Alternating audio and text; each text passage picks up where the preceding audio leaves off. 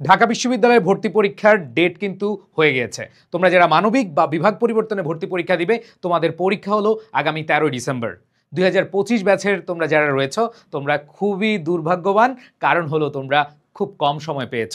প্রাণপ্রিয় শিক্ষার্থীরা, তোমাদের সবার কথা চিন্তা করে অল্প কিছু টপিক দিব, যেই টপিকগুলো তুমি ভালোভাবে শেষ করে গেলে তুমি ভালো একটা মার্ক তুলতে পারবে। আমি বলছি না তুমি ইংরেজিতে টোটাল 15তে 15 পাবে এমসিকিউতে, এবং রিটেনে তোমরা 20-র মধ্যে 20 পাবে, বাট তুমি ভালো একটা মার্ক পাবে, চান্স পাওয়ার মতো তোমার যা যা লাগে এনাফ। জাস্ট অল্প কয়েকটা টপিক দিব। সো আমি কথা না বাড়িয়ে চলে যাচ্ছি মেইন আলোচনায়। দেখো, জাস্ট গ্রামারে এই 8টা টপিক, জাস্ট গ্রামারে দেখো এই 8টা টপিক, এই 8টা টপিক তোমরা ভালোভাবে পড়ে যাবে। আর তোমাদেরকে যদি আমি বলি মেমোরাইজিং পার্ট, এই মেমোরাইজিং পার্ট হলো 4টা টপিক ভালো করে পড়বে। সো আশা করি তোমরা খুব ভালোভাবেই বুঝতে পারছো যে আমি অল্প কয়েকটা টপিক দিচ্ছি, বিকজ তোমরা অনেক টপিক কিন্তু পড়েছো, গ্রামারের প্রায় 30-32টা টপিক পড়ছো, বাট আমি এখান থেকে মাত্র 8টা টপিক দিচ্ছি। 4টা টপিক থেকে কিভাবে পড়বা সেই জিনিসগুলো কিন্তু আমি তোমাদেরকে শেয়ার করব, কোনো সমস্যা নেই। আর এখান থেকে তোমাদের 4টা বিষয় পড়বা, আর শেষ মুহূর্তে আমি বলবো টেক্সট বুক বিষয়ে, যেহেতু মানবিক ও বিভাগ পরিবর্তনে পরীক্ষা দিবে। এবার আসো প্রাণপ্রিয় শিক্ষার্থীরা, দেখো শুরুতেই পার্টস অফ স্পিচ। এই পার্টস অফ স্পিচ টপিকটা যখন তুমি পড়বে, সবার আগে যেই কাজটা করবে সেটা হচ্ছে পার্টস অফ স্পিচের যে আইডেন্টিফিকেশন। এখন আইডেন্টিফিকেশন কোনগুলো আসে? আইডেন্টিফিকেশন তোমাদের আসে নাউন আইডেন্টিফিকেশন, তোমাদের অ্যাডজেক্টিভ আইডেন্টিফিকেশন, তোমাদের অ্যাডভার্ব, ভার্ব, কনজাংশন, প্রিপোজিশন, এগুলোর মধ্যে আসে। সো এখানে আইডেন্টিফিকেশনটা পড়বা। এই ক্ষেত্রে তোমাদের same word used as different parts of speech পড়লে এটা ক্লিয়ার হয়ে যাবা। আর সাথে interchange of parts of speech, কোনটা নাউন কোনটা অ্যাডজেক্টিভ, এই জিনিসগুলো তোমরা কিন্তু পড়েছো। That means parts of speech খুবই ইম্পর্টেন্ট একটা টপিক, এই টপিকটা তোমরা খুব ভালো করে শেষ করবা। আর দ্বিতীয় যে টপিকটা, এটা আর এই যে দেখো তোমাদের রাইটিং পার্টের যে টপিক আছে অ্যাপ্রোপ্রিয়েট প্রিপোজিশন, আমি প্রিপোজিশনটা একসাথে দিচ্ছি, মানে প্রিপোজিশনের ব্যবহার যে আছে, যেগুলো একবারে আমাদের নর্মাল ইউজেস যেগুলো আছে সেগুলো পড়বা, সাথে হচ্ছে তোমাদের অ্যাপ্রোপ্রিয়েট প্রিপোজিশন। অনেকেই ভাববা যে ভাই এখানে তো অ্যাপ্রোপ্রিয়েট প্রিপোজিশন নাই, আমি একসাথেই তোমাদেরকে দেখাচ্ছি যে প্রিপোজিশন যখন পড়বা, ইন, অ্যাট, উইথ, বাই, এগুলোর যেই আমাদের সঠিক ব্যবহারগুলো আছে একবারে ছোটবেলা থেকে অন, অ্যাট যেগুলো পড়ে যাচ্ছি সেগুলোই পড়বা, সাথে তোমরা অ্যাপ্রোপ্রিয়েট প্রিপোজিশন পড়বা, আর কিছু না। সো এখানে এই দুইটা টপিক গেল। এরপরে এই দুইটা জিনিস যেহেতু অনেক অনেক বেশি ইম্পর্টেন্ট, তোমরা এই ক্ষেত্রে যেমন তোমাদের আর্টিকেলের ব্যবহার আছে, পার্টস অফ স্পিচের মধ্যে না, বাট অ্যাডজেক্টিভের মতো কাজ করে, আর্টিকেলের ব্যবহারটা তোমরা দেখে যেতে পারো। এরপরে ডিটারমিনারের ব্যবহার আছে, এই ডিটারমিনার ব্যবহারগুলো তোমরা আশা করি সবাই পড়েছো। তো এই পার্টস অফ স্পিচের ভিতরে তোমরা আর্টিকেল, ডিটারমিনার যেগুলো আছে এগুলো একটু ভালো করে পড়বা। এরপরে তোমাদের সাথে অ্যাডজেক্টিভের সাথে সম্পর্কিত ইনভার্সন, ইনভার্সন খুব ছোট্ট একটা টপিক, এই টপিকটা তোমরা পড়ে যাবা সেফ জোনে থাকার জন্য। এরপরে আসো টেন্স, এটা মানে 3 স্টার বলবো না, 100% কমন একটা টপিক, প্রত্যেক বছর বিশ্ববিদ্যালয় ভর্তি পরীক্ষা এই টপিক থেকে প্রশ্ন আসে। সো টেন্স রিলেটেড বেসিক থেকে শুরু করে তোমার একবারে সবগুলো টেন্সের আলোচনা এবং প্র্যাকটিস করে যাবে এখানে গ্রামার থেকে। And then right form of verb. So right form of verb বলতে আসলে আলাদা কিছু নাই, তোমরা যে মডাল ভার্ব পড়ো, তোমরা যে কজেটিভ ভার্ব পড়ো, তোমরা যে সাবজাংটিভ ভার্ব পড়ো, এই যে ভার্বের যে প্রকারভেদগুলো আছে, এই প্রকারভেদগুলো এবং যে টেন্সের ব্যবহার করো, এগুলো কিন্তু রাইট ফর্ম অফ ভার্বের মধ্যেই। তো আলাদা করে কিন্তু আমাদের এই জিনিসগুলা পড়তে হয় না, but right form of verb যদি তুমি পারো, তাহলে এইখানে তোমার টেন্স থেকে প্রশ্ন আসুক, তোমার রাইট ফর্ম অফ ভার্ব থেকে প্রশ্ন আসুক, সেটা মডাল ভার্ব, কজেটিভ ভার্ব অথবা সাবজাংটিভ ভার্ব যেগুলো আছে, এই ভার্বগুলো তোমরা খুব ভালো করে পারবা। বিশেষ করে যখন তুমি টেন্স পারবা, যেমন তোমরা টেন্স পারলে কন্ডিশনাল সেন্টেন্স, ইফের ব্যবহার, ইফের পরে প্রেজেন্ট ইনডিফিনিট থাকলে ফিউচার ইনডিফিনিট, দেখো একটার সাথে একটা রিলেটেড। দ্যাট মিনস টেন্স যখন তুমি ভালো করে পারবা, এখান থেকে তুমি রাইট ফর্ম অফ পারবা, তুমি কন্ডিশনাল সেন্টেন্সও পারবা। তাহলে তুমি কন্ডিশনাল সেন্টেন্সের প্রশ্নগুলো কি করো, প্র্যাকটিস করো। তুমি যখন রাইট ফর্ম অফ ভার্ব পড়বা, তখন তুমি modal verb can, could, may, might, shall, should, will, would, have to, has to, had to, তারপর হচ্ছে use to, prefer, would rather, এই ব্যবহারগুলো তুমি একটু দেখে যাবা। এরপরে খেয়াল করে দেখো সাবজেক্ট ভার্ব এগ্রিমেন্ট, খুবই ইম্পর্টেন্ট একটা টপিক। তো রাইট ফর্ম অফ ভার্ব আর সাবজেক্ট ভার্ব এগ্রিমেন্ট কাছাকাছি। তো সাবজেক্ট ভার্ব এগ্রিমেন্টটা আমরা একটু আলাদা করে বলি এই কারণে, আমরা সাবজেক্টকে প্রাধান্য দিয়ে ভার্বটা বসাই, তো সেই ক্ষেত্রে হচ্ছে এখানে টেন্সের খেলা আছে। দ্যাট মিনস এই যে 3টা topic, tense, right form of verb, subject verb agreement, এগুলো হচ্ছে একটার সাথে আরেকটা রিলেটেড। অ্যান্ড দেন পরবর্তী যেটা আছে সেন্টেন্স স্ট্রাকচার। সেন্টেন্স স্ট্রাকচার মানে হচ্ছে সাবজেক্ট এবং ভার্ব, এই দুইটা থাকে, সাবজেক্ট এবং কি থাকে, ভার্ব থাকে বা ফাইনাইট ভার্ব থাকে। এবং এইখানে তুমি যদি টেন্স পারো, তুমি যদি রাইট ফর্ম অফ ভার্ব পারো, সাবজেক্ট ভার্ব এগ্রিমেন্ট পারো, তোমার সেন্টেন্স স্ট্রাকচারটা খুব ইজি হয়ে যাবে। এরপর দেখো সেন্টেন্সের মধ্যে simple sentence, complex sentence, compound sentence, বা তোমরা যেগুলো অ্যাসার্টিভ, ইন্টারোগেটিভ, ইম্পারেটিভ, এখানে বেসিক ব্যবহার থেকে তোমাদের প্রশ্ন আসতে পারে। এই বছর কেন আমি এটাকে গুরুত্ব দিচ্ছি জানো? এই বছর তোমরা হাতে যেহেতু সময় কম পেয়েছো, এই বছর ঢাকা বিশ্ববিদ্যালয় কর্তৃপক্ষ অনেক বেশি হার্ড কোয়েশ্চেন করবে না।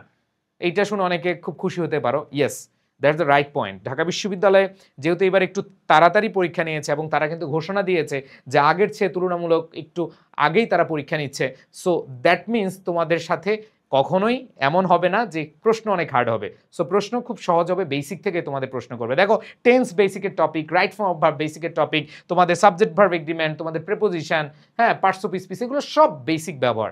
এই জন্য আমি এগুলো দিচ্ছি। অ্যান্ড দেন দেখো দুইটা টপিক আছে, একটা হচ্ছে ভয়েস, অ্যাক্টিভ ভয়েস এবং কি প্যাসিভ ভয়েস।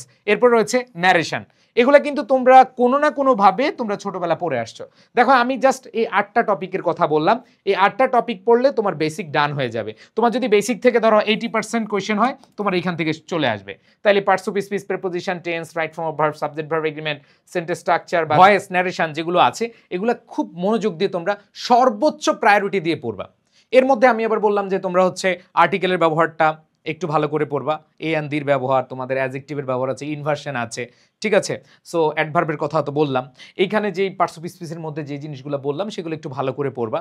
অ্যান্ড দেন এইখানে তোমাদের যদি আরেকটু সেফ জোনে থাকতে চাও, সেই ক্ষেত্রে তোমাদের 2-3টা টপিক জাস্ট তোমরা চাইলে অ্যাড করতে পারো, যেমন এগ্রিমেন্ট, অ্যাফার্মেটিভ, নেগেটিভ এগ্রিমেন্ট, ঠিক আছে।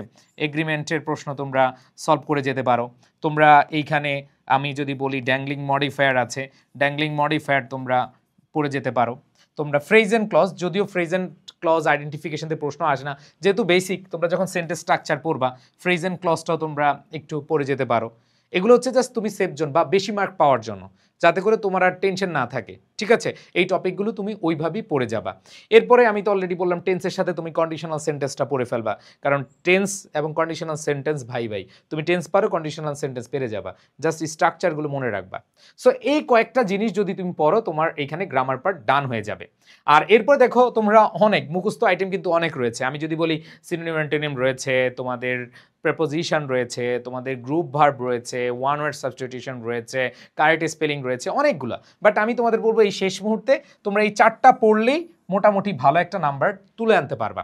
সো মনে রাখবা, তোমরা যারা হচ্ছে ঢাকা বিশ্ববিদ্যালয়ে ভর্তি পরীক্ষা দিতে যাবা, তোমরা অবশ্যই correct spelling, synonym antonym, phrase and idioms, group verb, এই 4টা অন্তত ভালোভাবে পড়ে যাও। বিশেষ করে আমাদের যে 30 ডে চ্যালেঞ্জ বইটা আছে বা শীটটা আছে, এটা ভালোভাবে পড়ে যাও।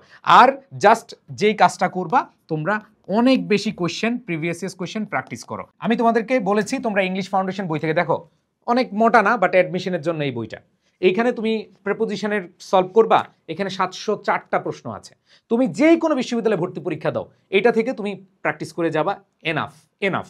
সো এখানে তুমি ধরো এগুলা পড়ার পরে আসলে কাজটা কি, যে ভাই আমি তো এক জায়গা থেকে পড়লাম, এখান থেকে কমন পড়বে। হ্যাঁ, তুমি ওগুলো পড়ার পরে জাস্ট হচ্ছে বিগত সালের প্রশ্ন সলভ করো।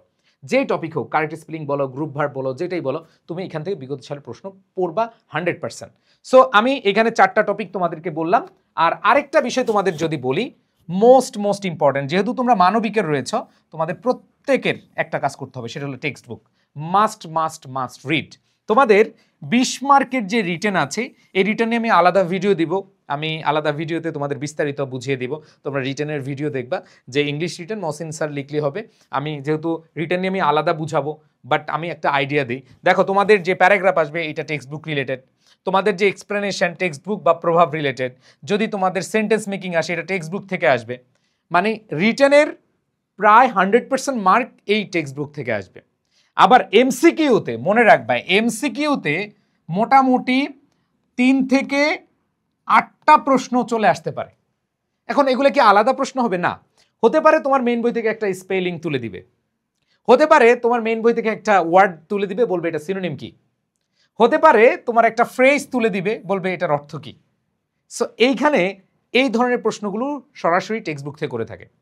আবার গ্রামার প্রশ্ন এরকম হয়েছে যে আমি যে তোমাদের বললাম না যে এই টপিকগুলো তোমাদের পড়তে হবে, এরকম হতে পারে টেক্সট বুকের একটা লাইন তুলে দিয়ে আন্ডারলাইন করে দিবে যে এটা কোন পার্টস অফ স্পিচ, এটা কোন parts of speech. That means text বুকটা তোমার এমসিকিউ এবং রিটেনের জন্য 100% তোমার লাগবে। সো দেখো, এইখানে তোমাদের হাতে যে সময় আছে, যদি এই টপিকগুলোই জাস্ট পড়ো তাহলে কিন্তু তোমার আর বেশি কষ্ট করা লাগে না। সো রিটেনে তুমি প্যারাগ্রাফ বলো, এক্সপ্লেনেশন বলো, তোমাদের ফিল ইন দ্য গ্যাপ বলো, তোমাদের যে ফিল ইন দ্য গ্যাপ আসছে সেটাও টেক্সট বুক থেকে আসছে। তোমাদের যে ক্রিয়েটিভ স্টোরি বা কম্পিটিং স্টোরি আসছে সেটাও কিন্তু এই টেক্সট বুক থেকে আসছে। সো তোমাদের সবার উদ্দেশ্যে বলি, প্লিজ যারা ঢাকা ইউনিভার্সিটি চাও, খুব ভালো করে চাও তোমরা, আমি বলছি না যে ঢাকা ইউনিভার্সিটিতে ইংরেজিতে 15তে 15 পেতে হবে চান্স পেতে হলে, 20-এ রিটার্নের মধ্যে যে 20 মার্ক আছে 20-এর মধ্যে 20 পেতে হবে না, এরকম কোনো কথা নেই। তুমি জাস্ট যে কাজটা করবা সেটা হলো তুমি এই কয়েকটা টপিক পড়লে তুমি একেবারে 10+ অ্যান্ড তুমি এখানে প্রায় 12 থেকে 15 মার্কস পেয়ে যাবে রিটেনে। সো সেভাবেই তোমার প্রস্তুতি নিতে হবে। সো আমি রিটেনের আলাদা ভিডিও দিব যাতে করে তোমরা খুব ভালো করে বুঝতে পারো। আর তোমরা এই টেক্সট বুকটা এখন কিভাবে পড়বা, তোমরা যারা আমাদের কোর্সে ভর্তি আছো, বিশেষ করে যারা আমাদের আইসিইউ বেসে ভর্তি আছো, তোমরা জানো যে তোমাদেরকে আমরা এই টেক্সট বুকের কোর্সটা একবারে রেকর্ড আকারে দিচ্ছি এবং সেখানে 30+ রেকর্ড কোর্স আছে বা ক্লাস আছে, সেটা হচ্ছে তোমরা এইখান থেকে করে ফেলবে, একবার লাইন বাই লাইন তোমাদের বোঝানো আছে। এরপর তুমি যদি রিটেনের জন্য বলো যে ভাইয়া তাহলে আমি টেক্সট বুকে তো ওইভাবে রিটেনের কিছু নেই, আছে। দেখো এই যে রিটেনের জন্য আমাদের free hand writing and due written foundation, দেখো ফ্রি হ্যান্ড রাইটিং মানে তোমার লেখার যে দক্ষতাটা, ফ্রি হ্যান্ড রাইটিং তুমি যে বানিয়ে বানিয়ে লিখবা, ভাই সব কি কমন পড়ে? রিটেনে কমন পড়বে না, 100% কখনো পড়বে না, বাট তোমার কিন্তু লিখে আসতে হবে। ধরো কমন পড়লো, ধরো তুমি ছোটবেলায় এইচএসসিতে তুমি রিটেন বা প্যারাগ্রাফ পড়ে গেছো, তোমার কমনও পড়েছে কিন্তু তুমি লিখতে পারলা না, লাভ আছে? লাভ নাই। ঠিক এরকমই ঢাকা ইউনিভার্সিটি তোমার কমন পড়লো, তুমি লিখতে পারো নাই, এই জন্য বিষয়টা মাথায় রাখতে হবে যে তোমাকে অনেক অনেক বেশি প্র্যাকটিস করতে হবে। সো এই রিটেন ফাউন্ডেশনটা থেকে তোমরা প্র্যাকটিস করবে এবং যে ক্লাস আছে এনাফ, এর বাইরে কিছু পড়া লাগবে না, তোমার এমসিকিউ হয়ে যাবে এবং রিটেনও হয়ে যাবে। এখন বলে যে ভাইয়া তাহলে রিটেন কি করব? আসো, রিটেনের জন্য তোমাদের এই কোর্সের মধ্যেই তোমাদেরকে আমরা রিটেন কোর্সটা ফ্রি দিব। মানে হচ্ছে আমাদের যে রিটেন কোর্সটা আছে, এখানে দেখো বাংলা 20টি ক্লাস, ইংরেজি 20টি ক্লাস, এখানে টোটাল 40 মার্কের পুরো প্রস্তুতিটা হয়ে যাবে আমাদের সাথে। এখানে সবাই কিন্তু আমরা ঢাকা বিশ্ববিদ্যালয়ের। সো তোমাদের সুফিয়ান স্যার, আমি আছি, স্বর্ণ স্যার আছে, আলফি স্যারিন ম্যাম আছে, আমরা হচ্ছে তোমাদের রিটেনের একবার A to Z শেষ করাবো।